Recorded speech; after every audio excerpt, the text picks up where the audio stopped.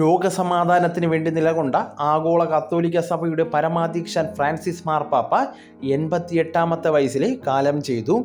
Benedict 16 മാർപ്പാപ്പയുടെ അപ്രതീക്ഷിത രാജ്യപ്രഖ്യാപനത്തെ തുടർന്നാണ് അർജന്റീനയിലെ ബ്യൂണസ് ഐറിസ് ആർച്ച് ബിഷപ്പായിരുന്ന കർദിനാൾ ജോർജ് മരിയോ ബെർഗോളിയ 2013 മാർച്ച് 13 മാർപ്പാപ്പയായിട്ട് തിരഞ്ഞെടുക്കപ്പെട്ടത്. ആഡംബരങ്ങളും സമ്പത്തുമെല്ലാം ഉപേക്ഷിച്ച് ബിഷപ്പിലും ദാരിദ്ര്യത്തിലും ജീവിത പ്രകാശം കണ്ടെത്തിയ അസീസിയിലെ ഫ്രാൻസിസിൻ്റെ പേരാണ് അദ്ദേഹം സ്വീകരിച്ചത്. കാത്തോലിക്ക സഭയുടെ 266ാമത്തെ മാർപ്പാപ്പയും ഫ്രാൻസിസ് എന്ന പേര് സ്വീകരിച്ച ആദ്യ മാർപ്പാപ്പയുമാണ് ഇദ്ദേഹം. ഈശോ സഭയിൽ നിന്ന് ലാറ്റിൻ അമേരിക്കൻ രാജ്യങ്ങളിൽ നിന്നുള്ള ആദ്യ മാർപ്പാപ്പയായിരുന്നു. 731-741 കാലഘട്ടത്തിൽ സിറിയയിൽ നിന്നുള്ള ഗ്രിഗറി മൂന്നാമന് ശേഷം യൂറോപ്പിന് പുറത്തുള്ള ആദ്യത്തെ മാർപ്പാപ്പയാണ്.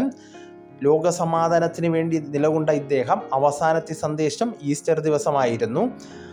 ഗസയിൽ വെടിനിർത്തലും അതോടൊപ്പം തന്നെ ബന്ദികളുടെ മോചനം, മാനുഷിക സഹായം മുതലായ വിഷയങ്ങളോടൊപ്പം തന്നെ യുക്രൈൻ, ദക്ഷിണ കോക്കസ്, പടിഞ്ഞാറൻ ബാൽക്കൻസ് എന്നിവിടങ്ങളിലെ സമാധാനം മുതലായ വിഷയങ്ങളിൽ അധിഷ്ഠിതമായിരുന്നു.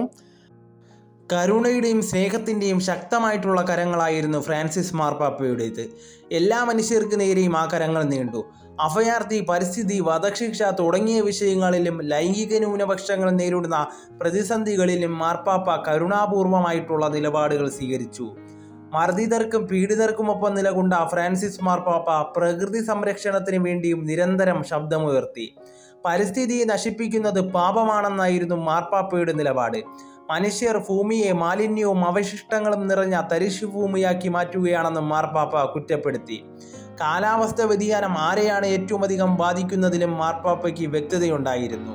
കാലാവസ്ഥ വ്യതിയാനത്തിന് കാരണക്കാരല്ലാത്ത ദരിദ്രരും അഭയാർത്ഥികളുമായിരിക്കും അതിൻ്റെ ഇരകളാക്കപ്പെടുന്നതെന്നും പ്രകൃതിയെ സംരക്ഷിക്കണമെന്നും മാർപ്പാപ്പ പലപ്പോഴായിട്ടും അഭ്യർത്ഥിച്ചു. വധശിക്ഷ, അഭയാർത്ഥി വിഷയങ്ങളിലും മാർപ്പാപ്പ കരുണയുടെ പക്ഷം പിടിച്ചു. വധശിക്ഷ ക്രിസ്തീയ മാനുഷിക മൂല്യങ്ങളോട് ചേർന്ന് പോകുന്നതല്ലെന്നും അഭയാർത്ഥികളെ ശത്രുക്കളായി കാണാതെ കരുണയോട് സഹായിക്കണമെന്നായിരുന്നു ഫ്രാൻസിസ് മാർപ്പാപ്പയുടെ നിലപാട്. പ്രതീക്ഷയുടെ ചക്രവാളത്തിലേക്ക് വാതിൽ തുറക്കുന്നതായിരിക്കണം ഏത് ശിക്ഷയെന്നും, എന്നാൽ വധശിക്ഷയിൽ അതില്ലെന്നും അതുകൊണ്ട് തന്നെ ക്രിസ്തീയവും മനുഷ്യത്വപരമല്ലെന്നും മാർപ്പാപ്പ പറയുകയുണ്ടായി.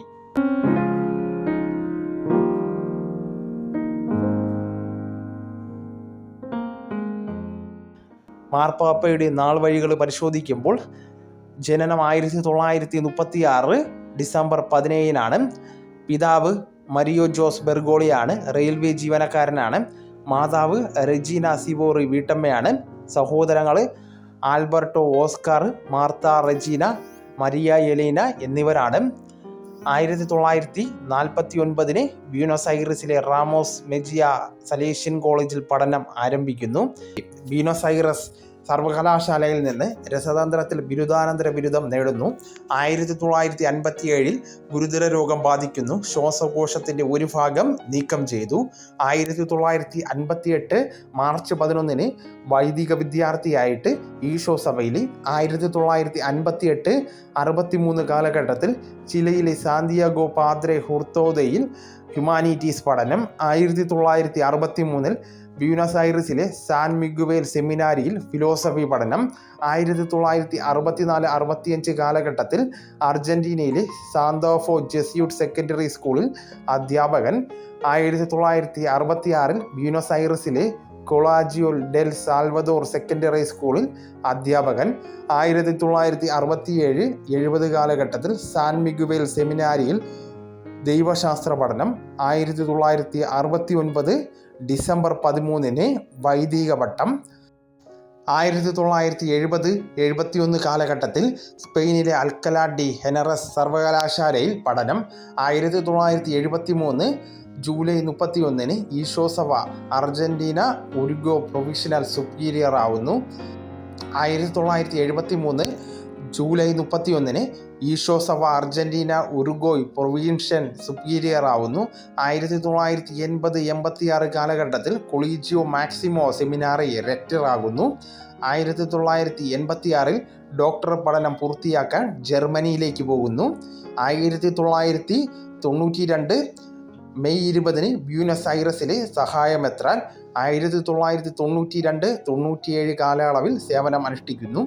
1997 ജൂൺ 3 ബ്യൂണസ് ഐറസിലെ കോഡ്ജൂറ്റൻ ആർച്ച് ബിഷപ്പ്.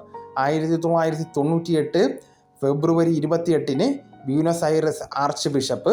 2001 ഫെബ്രുവരി 21 കർദിനാൾ പദവി ലഭിക്കുന്നു. 2001-2013 കാലഘട്ടത്തിൽ കർദിനാൾ പ്രീസ്റ്റ് സാൻ റോബർട്ടോ ബെല്ലാർമിനോ പദവി. 2005 ജോൺ പോൾ രണ്ടാമൻ ദിവംഗതനായ ശേഷം നടന്ന മാർപ്പാപ്പ തിരഞ്ഞെടുപ്പിൽ അവസാന റൗണ്ട് വരെ പരിഗണിക്കപ്പെട്ടു. 2005-2011 കാലഘട്ടത്തിൽ അർജന്റീന കാത്തോലിക് ബിഷപ്പ് കോൺഫറൻസ് അധ്യക്ഷനാകുന്നു. 2013 മാർച്ച് 13 കാത്തോലിക്ക സഭയുടെ 266ാമത്തെ മാർപ്പാപ്പയായി.